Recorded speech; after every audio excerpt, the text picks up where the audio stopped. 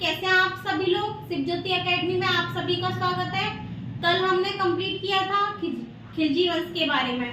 आज हम पढ़ेंगे तुगलक वंश के बारे में। तुगलक वंश 1320 ईस्वी से 1398 ईस्वी तक चला।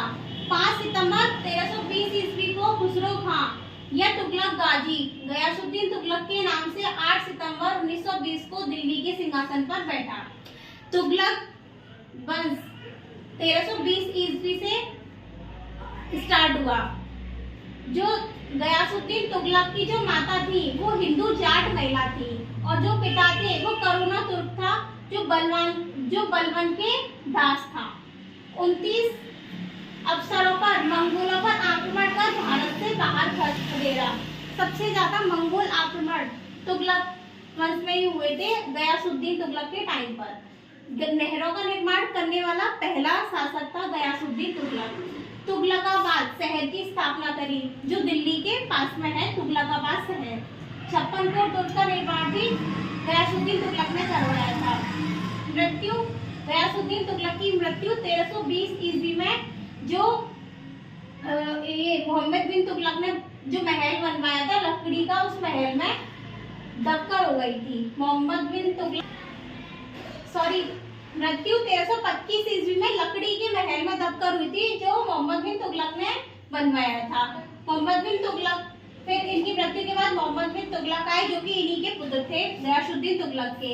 मोहम्मद बिन तुगलक सर्वाधिक विद्वान एवं शिक्षित राजा था और ये इनको पागल मतलब राजा भी बोला जाता था और रक्त पिपासु भी कहा जाता था क्योंकि ये बहुत ही ज्यादा क्रूरता के कारण इनको ये नाम दिए गए थे। कृषि विकास के लिए इन्होंने एक नवीन विभाग की स्थापना करी थी। राजधानी दिल्ली से देवगिरी स्थानांतरित करी थी जो देवगिरी को प्रेजेंट में दौलताबाद बोला जाता है। फिर मोहम्मद बिन तुगलक ने अजमेर की शेख मोइनुद्दीन चिश्ती की दरगाह और बहराइच में सालार मशहूर गाजी के मकबरे में पहली बार गए, मतलब पहले शासक थे जो गए थे। इन्होंने 4 योजनाएं चलाई थी। दोआब क्षेत्र में कर वृद्धि, राजधानी परिवर्तन किया और सांकेतिक मुद्रा का प्रचलन और खुरासान एवं कराची अभियान ये सब चलाए थे। मोहम्मद बिन तुगलक की मृत्यु 20 मार्च 1351 ईस्वी को सिंध जाते समय ठट्टा के निकट गोडाल में हुई थी। मोहम्मद बिन तुगलक की मृत्यु पर बदायूं ने लिखा कि प्रजा को सुल्तान से और सुल्तान को प्रजा से मुक्ति मिल गई। तो ये थे हमारे आज का। अभी हमने पढ़ा मोहम्मद बिन तुगलक के बारे में। अब हम स्टडी करेंगे इसके जो और भी राजा हैं तुगलक वंश में, फिरोज तुगलक।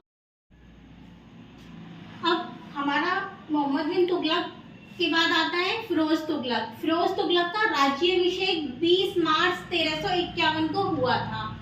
राज व्यवस्था के अंतर्गत फिरोज तुगलक ने अपने शासन काल में 24 कष्टदायक करों को समाप्त करके 4 करों को चालू रखा, मतलब 4 करों को लगाया।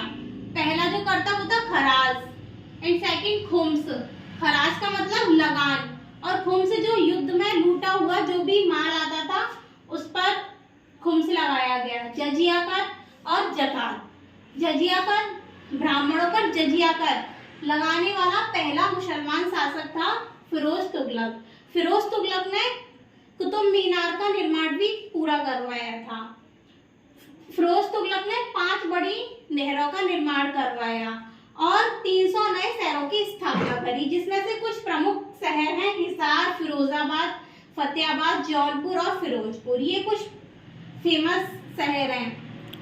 फिरोज तुगलक ने अनाथ मुस्लिम विधवाओं एवं लड़कियों के लिए एक विशेष नए विभाग की स्थापना करी, वो है दीवाने खैरात विभाग की स्थापना करी।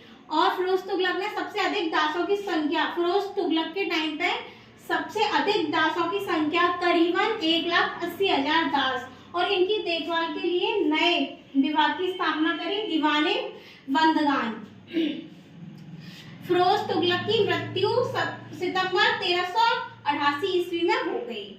इसके बाद में जो तुगलक वंश का अंतिम शासक था वो था नासिरुद्दीन महमूद तुगलक। इसका शासनकाल दिल्ली से पालम तक ही रह गया। तैमूर लंग ने सुल्तान नासरुद्दीन मोहम्मद तुगलक के समय में 1398 ईस्वी में दिल्ली पर आक्रमण किया था। नासरुद्दीन तुगलक के समय में मलिक कुशार पूर्वाधिकारी की उपाधि धारण कर एक हिजरा मलिक सरवर ने जौनपुर में एक स्वतंत्र राज्य की स्थापना करी। तो आज हमारा तुगलक वंश यहीं पर समाप्त होता है। नेक्स्ट वीडियो में हम पढ़ेंगे सैयद वंश के बारे में।